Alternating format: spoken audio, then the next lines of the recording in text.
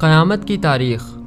ایک مرتبہ حضرت جبرائیل علیہ السلام نے انسانی صورت میں آ کر حاضرین مجلس کی موجودگی میں آپ صلی اللہ علیہ وسلم سے دریافت کیا کہ قیامت کب قائم ہوگی، تو ان کے سوال کے جواب میں آپ صلی اللہ علیہ وسلم نے ارشاد فرمایا، اس کے بارے میں سوال کرنے والے سے زیادہ اس کو علم نہیں ہے جس سے سوال کیا گیا ہے، یعنی اس بارے میں ہم اور تم دونوں برابر ہیں، نہ مجھے اس کے قائم ہونے کے وقت کا علم ہے اور نہ تم کو۔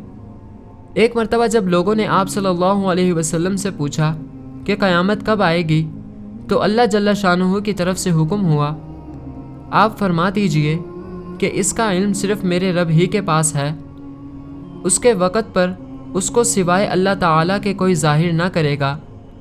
آسمان و زمین میں بڑا بھاری حادثہ ہوگا، وہ تم پر محض اچانک آ پڑے گی۔ وہ آپ سے اس طرح پوچھتے ہیں جیسے گویا آپ اس کی تحقیقات کر چکے ہیں۔ آپ فرما دیجئے کہ اس کا علم صرف اللہ کے پاس ہے، لیکن اکثر لوگ نہیں جانتے۔